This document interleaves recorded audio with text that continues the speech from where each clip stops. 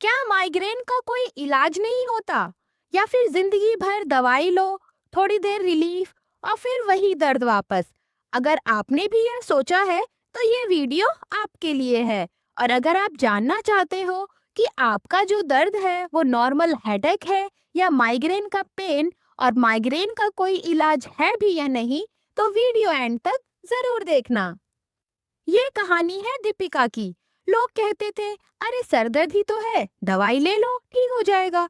पर दीपिका का सर दर्द नॉर्मल सर दर्द नहीं था। उसे लाइट से चुभन, लाउड साउंड से नौजिया की फीलिंग, सर में एक साइड का दर्द, जैसे सर के अंदर कोई ड्रिल चला रहा हो।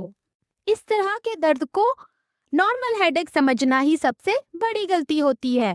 नॉर्मल हेडेक क्या होता है? वो स्ट्रेस में नींद कम हो जाए, डिहाइड्रेशन की वजह से, दवाई लो और खत्म हो जाता है। पर माइग्रेन ये दिमाग का न्यूरोलॉजिकल प्रॉब्लम है जिसमें नर्व्स ओवर रिएक्ट करती हैं।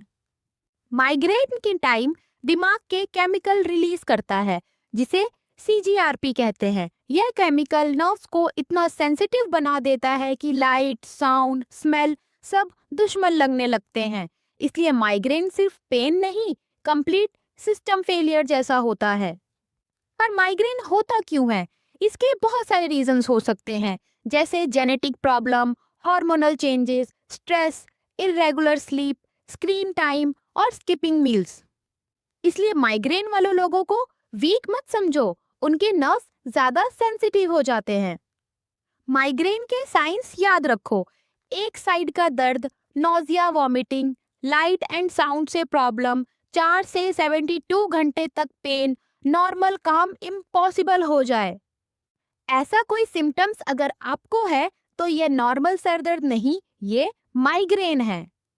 अब ऐसा ही पेन दीपिका को था, तो दीपिका ने क्या किया?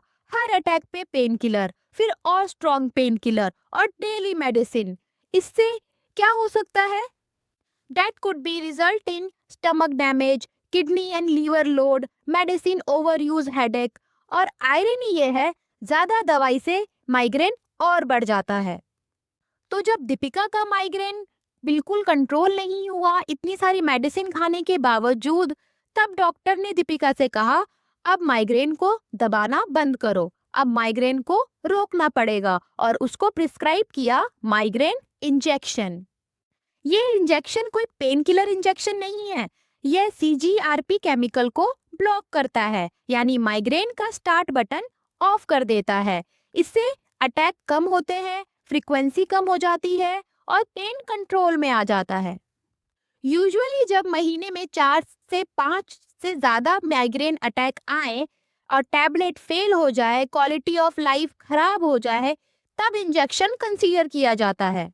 अब सच सुनो, यह परमानेंट क्योर नहीं है, यह लॉन्ग टर्म कंट्रोल देता है। साइड इफेक्ट्स कम होते हैं, जैसे कि mild injection site pain, fatigue, पर यह हर पेशेंट के लिए नहीं होता। बट डॉक्टर के बिना लेना इज बिग मिस्टेक।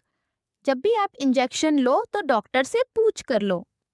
तो याद रखो, माइग्रेन वीकनेस नहीं, माइग्रेन इमेजिनेशन नहीं, और माइग्रेन का सलूशन सिर्फ पेन किलर नहीं, सही डायग्नोसिस ही सही ट्रीटमेंट है।